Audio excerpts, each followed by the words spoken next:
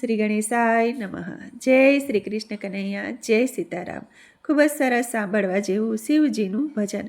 ગમે તો like, share, subscribe કરી કોમેન્ટમાં લખીને કહેજો કે આ ભજન તમને કેવું લાગ્યું.